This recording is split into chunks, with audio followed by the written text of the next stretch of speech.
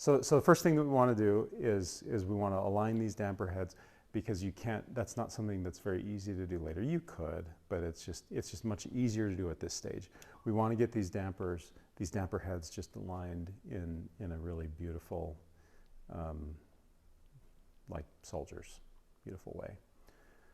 And so the kinds of things that you're looking for, why don't you get the camera focused in on this, is the first most crucial thing is, and by the way, what we're doing is like so far above and beyond strict functionality, right? Because where the damper heads are right now, we could get them to function just as well as after we do the work that we're going to be talking about. They'd be functioning just fine. Namely, they keep the string silent. When you play a note, they pull off the string. When you release the note, they stop the string from vibrating just as well as if they don't. If they look pretty or don't look pretty, either way, they're going to function just fine. But, you know, there again, we do good work, and we want it to remember that if it looks good, it sounds good. That's right. If it looks good, it sounds good. Basically, it's all alignment. So let's talk about the different dimensions of alignment. So the first one that we want it aligned directly over the string, right? So that the string is exactly in the middle, or the set of three strings is exactly in the middle of the damper head. So if you were to kind of push that forward a little bit, the damper head should be, you know, directly over, not off to one side or the other. Another dimension of alignment would be that we want all the damper heads to be parallel with each other, right? So, I mean, for example, you could have, like, let's say this were the damper head. Like, you could have, and you've got the three strings right there, you could have that damper head, you know, so that it's directly centered on the three strings, but it could be off to one side, you know, so that down at the bottom it's not on the three strings, right? So we want them all parallel with the strings. And then generally there's a flaring of the strings where they're not all, you know, in one dimension, but they kind of flare out a little bit. So, I mean, ideally that's how we like to kind of match it up, so that they're, I mean, essentially so that they're aligned at the top of the strings. The top of the damper head is aligned, as well as the bottom of the damper head. And when we take the action out, you can look at them from above. If you have the action kind of rotated back, you can look at them and you can see, are they all, you know, properly aligned. Okay. Another one. Any other dimensions that we're looking for before we actually start gluing? Do you worry about this angle? Uh-huh. You do. Yeah. So, right. So you have the strings here. So we've been talking about this angle here. We've been talking about that dimension there. Now we're going to talk about this. So it's kind of a XYZ axis, sort of. Like right? a rake angle. Yeah, I guess. Yeah. Yeah, like a like rake. The hammers. Like yeah, exactly. Right. The rake angle. Yeah, good, Jake. I've Okay. seen that too. Sure. Kind of totally. And what you actually want is, if you have the plane of the strings here, you don't want the dampers when they're close. You see how they're really close to the strings right now? You actually don't want them to be perfectly parallel with the strings like that. You want it to be slightly facing forward. I'm probably exaggerating that a little bit, but the idea is when this is back, because it has the damper on it, then it'll be perfectly parallel, right? And it's fairly slight, because it's only coming back. It's not that much, is it? No, it's not very much. But it's there. And if you do have it parallel when it's close, then when it comes back, because you've installed the damper felt and it brings it back, then it'll be touching at the bottom, and maybe it'll be touching at the top as well, but it'll just kind of be putting less pressure, right, on the top. And then the final dimension that we can talk about would be just kind of like putting a straight edge on top and getting all of these basically up and down. So that's probably where you should maybe begin. I don't know that a straight edge is totally necessary. You could probably do it by sight, but if you wanted to be super anal, you could use a straight edge, I suppose.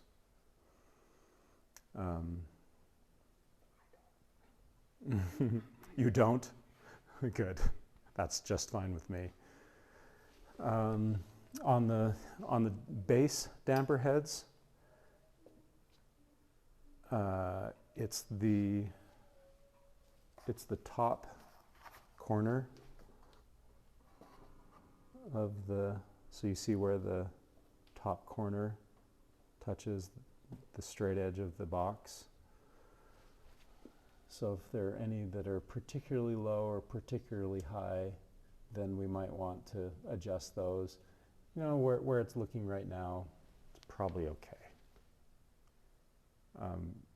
Sometimes you see some that are egregious, but I'm not really seeing any on this that are like so far high or so far low that it really needs to be adjusted. That's probably all right. But what I do see is some slight, you know, it's like keys, right? In the same way that it doesn't so much matter when we do square spacing and leveling of keys. From a functional standpoint, it doesn't really matter if that key is slightly askew or slightly closer to its neighbor this way. Like functionally, it's going to be exactly the same. But you know, if it looks good, it sounds good. So we're gonna make those keys as close to perfectly spaced and as perfectly square as we can. In that same way, this is like, so you know, one that obviously sticks out is this one right here. Can everybody see that? That one is obviously closer. There's less of a negative space here than there is there or there, right? So we've got to make a decision. Are we going to move one to the left or the other to the right? And then that principle, the principle that we talk about all the time of doing the worst one, then the next worst, and the next worst, that then comes into play. And that ends up doing a much better job than starting at the bottom and trying to go all the way to the top. Okay, so maybe what we can do is we can do a handful of them. We can do the very worst ones. Then we can take the action out, look at it from an above view, and kind of make some adjustments in the above view, put it back in, and make any other adjustments that might be necessary, and then we'll probably be about there. So, and then tomorrow we'll start actually gluing the actual dampers. Okay.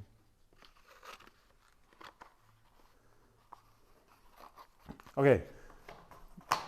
Victoria, you want to do a few? All right. Pick out some of the worst ones that you see, and then where do you make the wire bends? On the bottom. And On the top. Bottom and the top. So never in the middle. That's the point. Okay.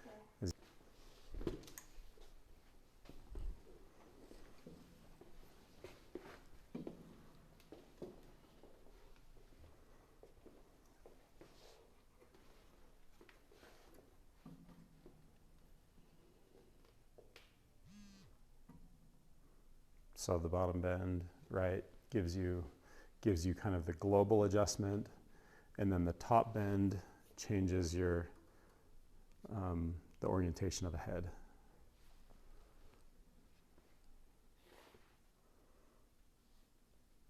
And you generally have to do both, unless you're making very, very small adjustments. Then you can get away with just one.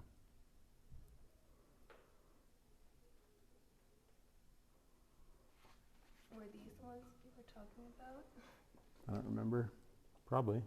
Yeah, these three are like really close, but this one and this one are further apart. Also, like that one. Actually, I think a number of these probably need as I look at it now, they probably actually need more significant adjustment on the base. Now that I'm looking at it, because you can see this. If we were to put this on here, right, we can put that on, slide it down. Well, yeah, I think so, because if it were straight, it'd be off to the side by a good amount. Is that pretty straight? Can everybody see that? Get the camera in on this side. So what we're looking at here is, I don't think that these base dampers are totally poised. Come straight on with the camera. I don't think these base damper heads are totally poised exactly over the center of the strings. Is that one, Jake? Is that one? What do you mean? Is it poised directly over the center of the target? Or are they all kind of off to the left? Looks like they're all to the left. Okay, so the way I have this damper on, as far as I can tell, Look at this one. yeah.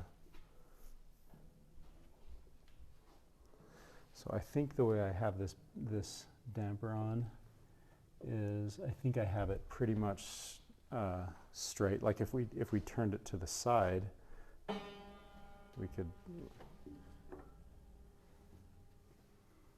have it work. But when it's straight out, it's off. You see that? Okay. So I think these base dampers will need to adjust them all, whereas these look pretty close as it is. So it always goes in the direction of the convex side. So I'm just going to move this whole thing over.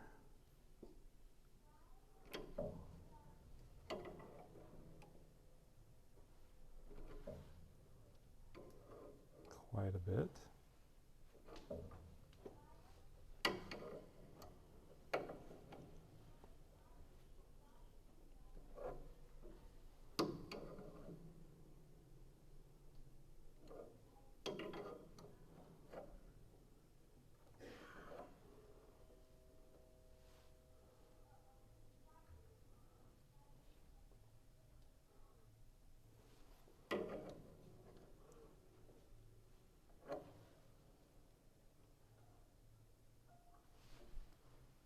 Okay, as far as I can tell, that looks, so what I'm seeing here is I'm trying to, right, there's the parallax effect, meaning if you're looking at it from one side or the other, it won't look like it's straight on. So I'm trying to look at it straight on, and as far as I can tell, it's poised directly over the center of the two target strings. It looks to be parallel with the strings, the angle of the strings. It does look to be angled slightly in towards the strings, and most likely we'll probably be cutting this green part either all the way off or cutting it flush with the red felt here. How many of these green parts do you generally cut off? Generally flat to the red. Do you always do it, or only sometimes? Only sometimes. If I end up, if it's really close to that spring rail felt right there, then I will generally cut it off. Okay. Flat to the red. Oh, and we don't have the spring rail in And we right don't now, have the spring rail yet. which kind of makes things nice to be able to make these adjustments actually. Yes. Well, Daisy told me to just leave it off when I finished. Yeah, no, that's good. So Yeah. it's easier for regulation. Generally leave it off. Yeah. The spring rail that he's talking about, right, is the rail that holds the springs for the hammer butts. So generally I cut them off just to create more clearance. You do too, McKinley? Yeah, I cut most of mine off Okay. What part? to the red. To the red, okay.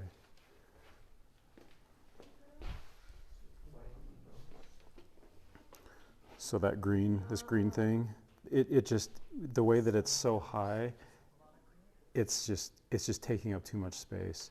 But if we cut it off flush to the red, so not all the way down to the wood, like that, but rather flush with the red. Is it cutting? No, but if I put some more pressure on it, wouldn't be too hard.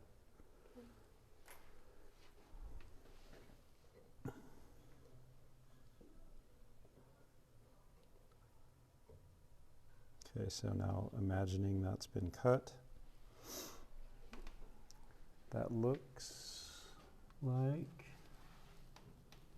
it's pretty straight on and it's pretty well aligned.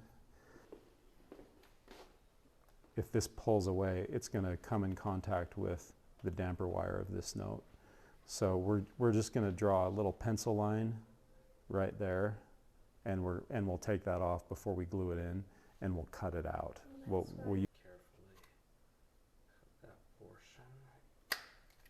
Nice, Jake. We cut that. Good. Nice job. I don't know if we'll need that bottom area. Okay, now that should clear this one. Okay. And then we might have to do the same for this one, depending on how far it goes. I'm not sure. We'll see. Okay, so we'll move forward tomorrow. Awesome. Thank you. Yeah, you're welcome.